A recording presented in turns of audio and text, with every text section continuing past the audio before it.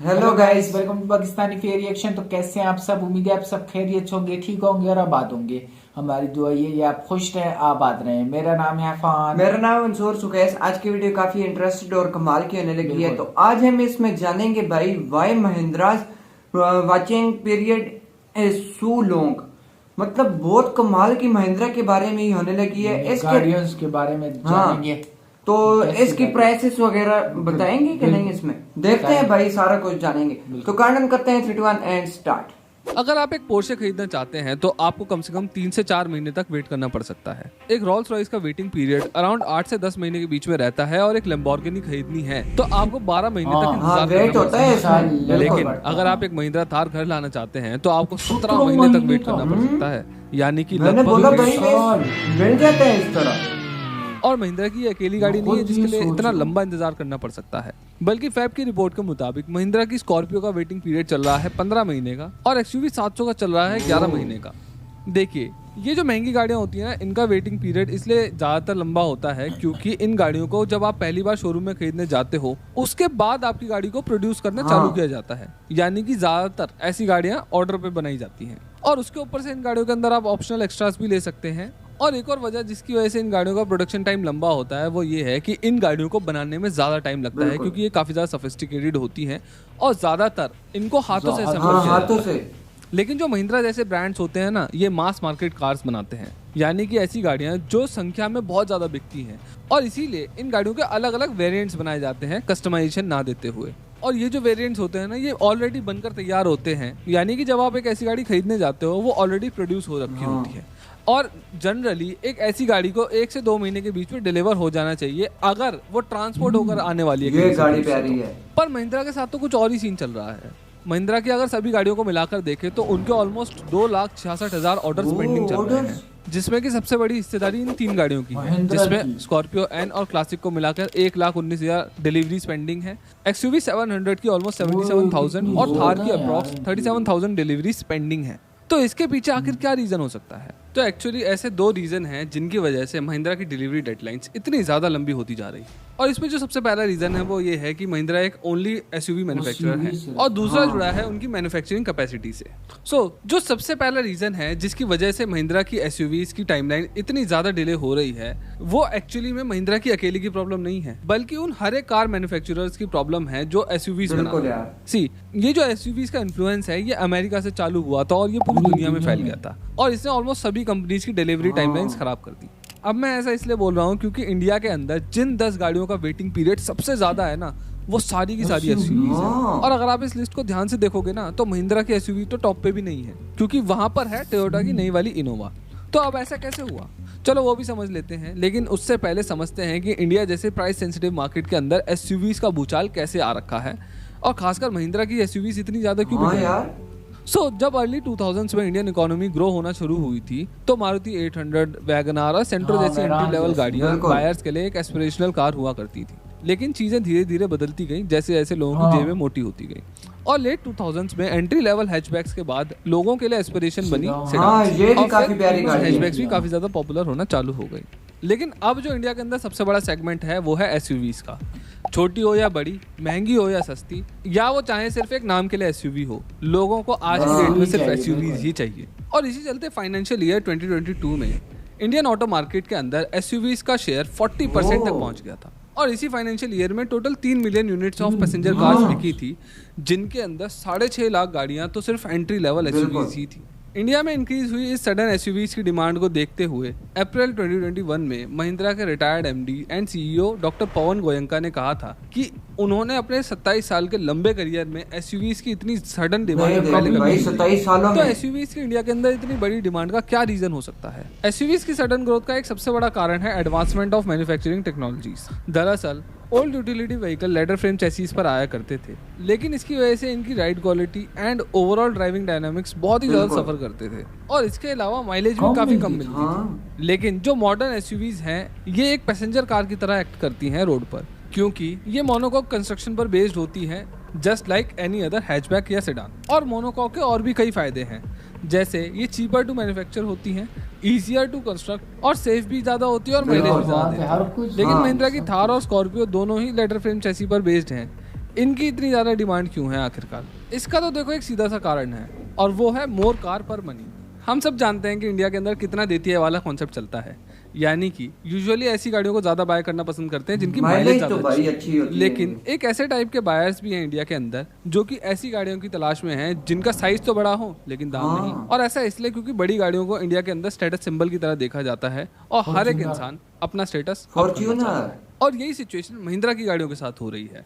पहली बात तो ये कि महिंद्रा को बहुत ही लंबा एक्सपीरियंस है एसयूवीज को बनाने का, और वो जानते हैं कि इंडिया के अंदर लोगों को बड़ी दिखने वाली गाड़ियां बहुत ही ज्यादा पसंद है क्योंकि वो एक स्टेटस सिंबल का प्रतीक होती है, और वो इसीलिए इंडिया की जनता को प्रोवाइड करा रहे हैं स्कॉर्पियो एन जैसी कार जो साइज और पावर के मामले में फॉर्च्यूनर को टक्कर देती है, लेकिन प्राइस के मामले में उससे आधी है। और इसके ऊपर महिंद्रा की इंजीनियरिंग भी अब बहुत ज्यादा सॉलिड हो गई है और इसी वजह से इनके इंजन भी अब बहुत ही ज्यादा अच्छी परफॉर्मेंस दे रहे हैं। अब ये जितने भी फैक्ट्स मैंने यहाँ पर रखे हैं वो सभी एसयूवीज की भारी डिमांड को समझाते हैं, लेकिन स्टिल वो ये नहीं समझाते कि सबसे ज्यादा वेटिंग लिस्ट एसयूवीज की ही क्यों है।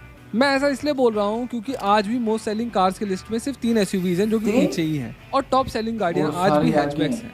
एक्चुअली मैंने इस वीडियो के अंदर कई बार एसयूवीज की ग्रोथ को लेकर सडन वर्ड का यूज करा है, यानी कि एसयूवीज की सेल एकदम से बढ़ी है, और इसी वजह से मेरी एक अपनी ही थ्योरी है जो इस चीज को एक्सप्लेन कर सकती है आपको। वीडियो में आगे बढ़ने से पहले प्लीज इस चैनल को सब्सक्राइब जरूर करिए क्योंकि आप लोगों के सब्सक्राइब करने से हमें बहुत ज्यादा मोटिवेशन मिलती है, और वैसे भी आप में से सिर्फ 13% ही लोग इस चैनल को सब्सक्राइब करते हैं। चलिए वीडियो में आगे बढ़ते हैं। इस चार्ट को देखिए, यहाँ आप देख सकते हैं कि जो भी एसयूवीज बिल्कुल रिसेंटली लॉन्च हुई है उनकी वेटिंग लिस्ट सबसे लंबी है, और जिन्हें कुछ थोड़ा सा टाइम हो गया है वो थोड़ा थोड़ा नीचे जाते चले गए हैं। जैसे कि हाई क्रॉस अभी आई है तो नंबर 1 पर है, थार का नया 2 व्हील ड्राइव वर्जन लॉन्च हुआ है, और ये दोनों गाड़ियां भी अभी रिसेंटली ही लॉन्च हुई हैं। अब एसयूवीज के साथ ऐसा इसलिए हो रहा है क्योंकि बहुत सारे लोग इन गाड़ियों को एक साथ ही बुक करते हैं, और ब्रांड्स को इन गाड़ियों को बनाने में टाइम लगता है। अनलाइक ऑल्टो जैसी गाड़ियां जो कि भारी मात्रा में तो बिकती हैं, लेकिन वो कोई एक दिन में बुक नहीं करी जाती है, बल्कि वो ग्रेजुअली बुक करी जाती है, और तब तक कंपनी उनके लॉट को प्रोड्यूस कर चुकी होती है।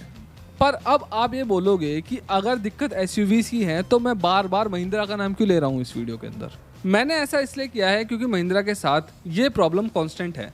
टोयोटा और मारुति वगैरह इसको सॉल्व कर लेते हैं, लेकिन पिछले साल जब XUV 700 लॉन्च हुई थी महिंद्रा के साथ ये प्रॉब्लम कांस्टेंट तभी से चली आ रही है, और इसके पीछे कुछ ऐसे रीजन हैं जो महिंद्रा की प्रोडक्शन कैपेसिटी से जुड़े हुए हैं। दरअसल महिंद्रा ने टाइम के साथ एसयूवीज बनाने में एक्सपर्टीज हासिल कर ली थी, और एक के बाद एक ऐसी हाई डिमांड वाली एसयूवीज वो लगातार लॉन्च करते चले गए, लेकिन उन्होंने प्रोडक्शन कैपेसिटी के ऊपर उतना ध्यान नहीं दिया। और ये बात महिंद्रा के ऑफिशियल्स ने भी 2022 में बोली थी कि इतने सारे पेंडिंग ऑर्डर्स का एक सबसे बड़ा कारण ये है कि व्हीकल्स की डिमांड तो बहुत ज्यादा है, लेकिन उसको फुलफिल करने के लिए उनकी प्रोडक्शन कैपेसिटी कंपैरेटिवली लो है। आज महिंद्रा के पास वर्ल्ड वाइड कई तरीके के प्रोडक्शन फैसिलिटीज हैं, जैसे 2 इंजन प्लांट हैं उनके पास, एक टूल एंड डाई प्लांट है, 5 डिस्ट्रीब्यूशन प्लांट हैं, और 20 ट्रैक्टर ओनली प्लांट्स हैं, और 4 टू व्हीलर्स के प्लांट भी हैं। लेकिन जो महिंद्रा की पैसेंजर कार प्रोडक्शन कैपेसिटी है उसको अगर आप बाकी मैन्युफैक्चरर से कंपेयर करेंगे तो आपको समझ में आएगा कि महिंद्रा के साथ इतनी सारी प्रॉब्लम्स क्यों चल रही हैं। जैसे जो मारुति सुजुकी है उनकी मंथली प्रोडक्शन कैपेसिटी 1 लाख से भी ज्यादा है गाड़ियों की, Hyundai की लगभग 65,000 कार्स की है, टाटा की लगभग 50,000 गाड़ियों से ज्यादा की है, लेकिन महिंद्रा की सिर्फ 29,000 यूनिट्स पर मंथली कैपेसिटी है। चलो अब महिंद्रा की प्रोडक्शन कैपेसिटी उनके ऑर्डर के मुताबिक नहीं है ये मान लेते हैं, लेकिन कहीं ना कहीं मुझे ये भी लगता है कि उनको संभलने का मौका नहीं मिला शायद, क्योंकि महिंद्रा को भी ये आइडिया नहीं था कि उनकी गाड़ियों की डिमांड इतनी ज्यादा हो जाएगी एकदम से। अच्छा, ये जो मैं सडन डिमांड की बात कर रहा हूँ ना, इसको हम टाटा नेक्सॉन के एग्जांपल से समझ सकते हैं, जिसकी डिमांड हर साल बढ़ती ही चली जा रही है।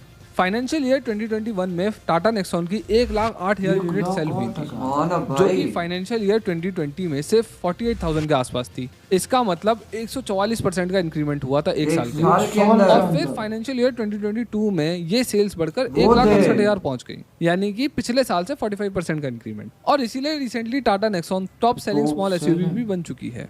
लेकिन इतनी डिमांड होने के बाद भी हमें नेक्सॉन की डिलीवरीज में ऐसी कोई खास प्रॉब्लम देखने को नहीं मिलती है लाइक महिंद्रा, और उसका एक बहुत बड़ा रीज़न ये हो सकता है कि अनलाइक महिंद्रा टाटा के पास एकदम से इतनी बल्क डिमांड नहीं आई, और उनको टाइम मिला कि वो अपनी कैपेसिटी को बढ़ा सके प्रोडक्शन की। जैसे जो टाटा ने फोर्ड का प्लांट एक्वायर करा था उससे उनकी कैपेसिटी काफी बढ़ चुकी है। हाँ, मैं ये नहीं कहता कि टाटा नेक्सॉन पर इस प्लांट का डायरेक्ट असर हुआ होगा, लेकिन ऐसे प्लांट्स की यूटिलाइजेशन करने की वजह से काफी फर्क पड़ता है बाकी प्रोडक्ट्स पर भी।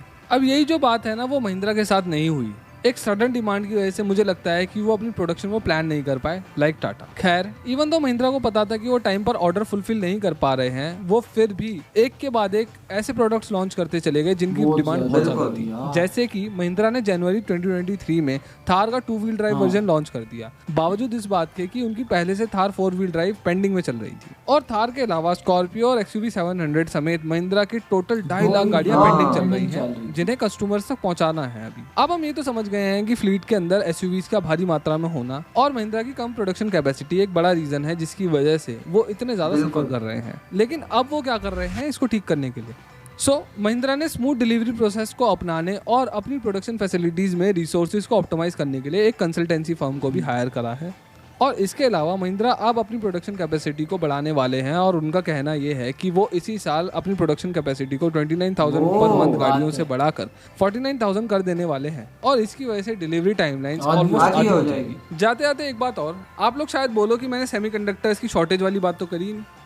एक्चुअली वो मैंने इसलिए नहीं करी है क्योंकि वो प्रॉब्लम अकेली महिंद्रा की तो है नहीं, वो सभी मैन्युफैक्चरर्स के साथ है। और दूसरी बात, वो प्रॉब्लम अब पहले के मुकाबले काफी कम भी हो चुकी है। मैं उम्मीद करता हूँ तो यार आज हमें पता चला भाई कि कितना टाइम लगता है भाई। मैं तो यही समझ रहा था शोरूम में जाते होंगे और पैसे दे के गाड़ी ले आते हम भी यही समझते, लेकिन बुकिंग में इतना टाइम लगता है। में जब आती हैं तो पहले से इतने लोग बुकिंग कर लेते हैं कि यार बंदे को जो है ना मौका ही नहीं देते। और अभी देखे ना, ये महिंद्रा हो गई और स्कॉर्पियो हो गई, ये कितनी फेमस है, बहुत फेमस है। मैं तो कहता हूँ पेट्रोल का खर्चा इतना कम है, हर चीज की लिहाज से बहुत अच्छी है, पहाड़ी लिहाज से।